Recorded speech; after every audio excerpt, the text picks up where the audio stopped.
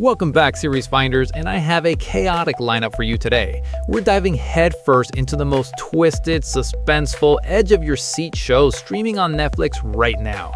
I'm talking murder mysteries, dark family secrets, psychological nightmares, and the kind of shows that'll have you screaming at your screen at 3 a.m. All the streaming info is in that first pinned comment below, so check it out. Buckle up because this ride gets wild. Let's go.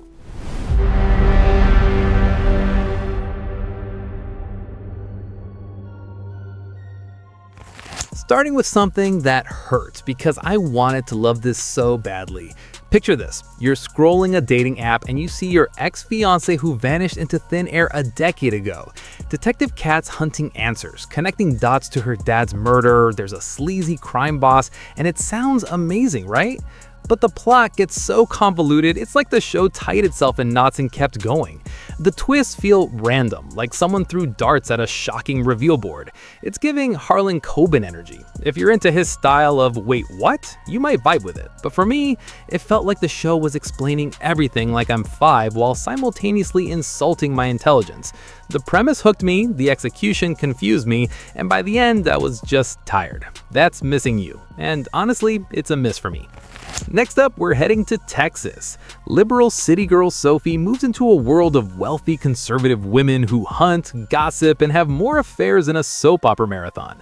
Margot's living her best complicated life with arrangements with her husband, relationships with women, and teenagers crushing on her. It's a lot. The show's trying to be Righteous Gemstones meets murder mystery, and the chaos is kind of entertaining in that trashy, can't look away way. It starts with a shooting, throws in a corpse, adds scandals, and the ending doesn't even wrap things up. The wildest part? It explores Trump supporters in lesbian relationships, which is a bold choice. If you want your drama messy with capital letters and you're not looking for anything deep, this might work. That's The Hunting Wives, and it's definitely more entertaining than it has any right to be. Imagine True Detective took a vacation to Yosemite and brought all its trauma with it. Eric Bana plays this haunted special agent investigating murder in one of the most beautiful places on Earth. The park itself is gorgeous but deadly, literally a character that wants to murder you while looking stunning.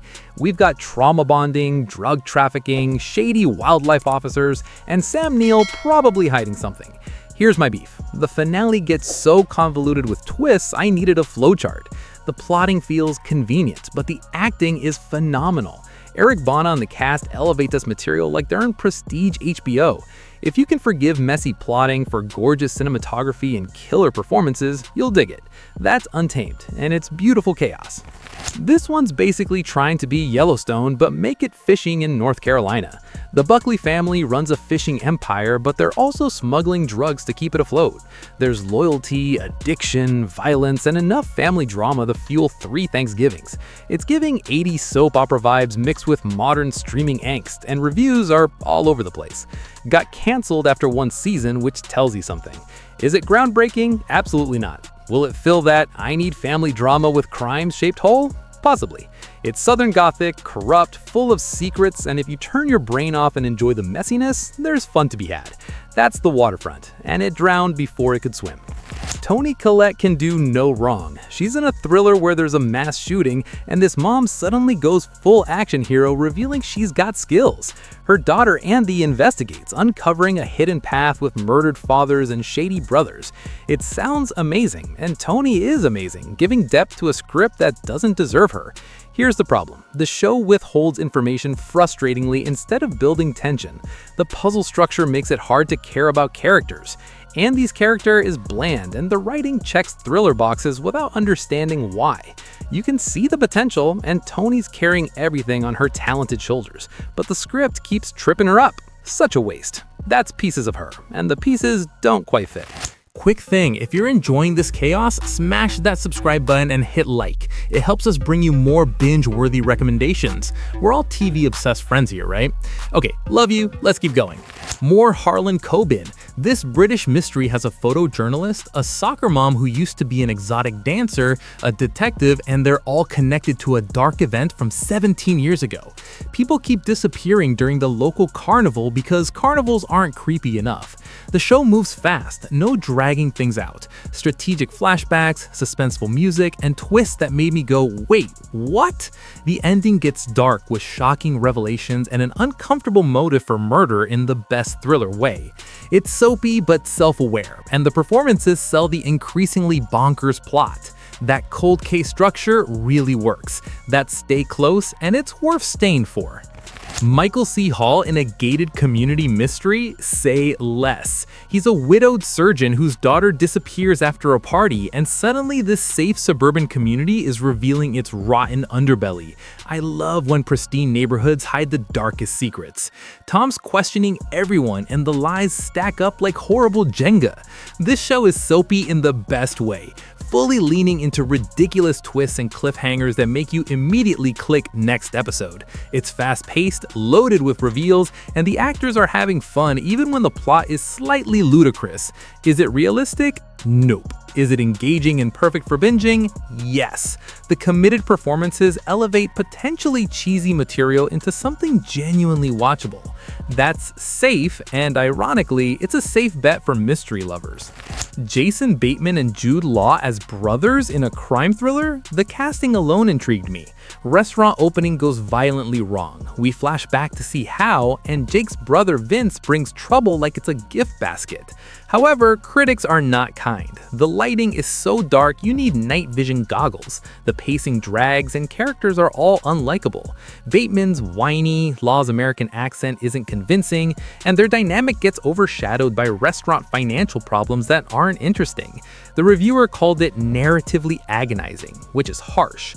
Watching people make bad decisions for 8 episodes while you scream "stop" at your TV. The schemes are poorly conceived, and it's just not it. That's Black Rabbit, and maybe skip this one. We need to talk about this because it's heavy but so important. A 13-year-old arrested for murdering a classmate, and each episode is filmed in a single take. Philip Barantini directing Stephen Graham in continuous shots showing this family's nightmare in real time. We're not getting sensationalism, we're getting emotional economy, exploring the shame, system failures, and ripple effects on everyone. Stephen Graham delivers career best work as a dad trying to comprehend his son's accusation, and Owen Cooper as Jamie is extraordinary. It's giving broad church energy, but more focused on psychological aftermath. The series suggests teenagers can be understood with care, which feels radical. This isn't easy viewing, but it's powerful. That's Adolescence and its devastating excellence. And finally, The King. If you haven't watched this, what are you doing? David Fincher executive producing a show about the origins of criminal profiling in the 1970s FBI. Agents interviewing real serial killers to understand their minds and pioneer the behavioral science unit. The psychology is deep, the acting is phenomenal, and the attention to detail is chef's kiss perfection. Based on John E. Douglas's true crime book, so you're getting authentic FBI insight. Following agents Ford and Tench while psychologist Wendy Carr develop these techniques while dealing with darkness is incredible. Critics praised it for strong performances, meticulous storytelling, and exploring criminal psychology without sensationalizing violence. The fact that we only got 2 seasons is a crime. This is essential viewing for crime drama lovers. That's Mindhunter, and it's an absolute masterpiece. And there you have it, 10 suspenseful series from maybe skip to drop everything and watch now. Streaming details are in that pinned comment. Which show are you adding to your list first? What's keeping you up binging? Drop your thoughts because I love nerding out about TV with you all. Subscribe for more recommendations, hit that like button, and I'll catch you in the next video. Until then, happy watching, don't forget to sleep occasionally, and see you soon. Peace.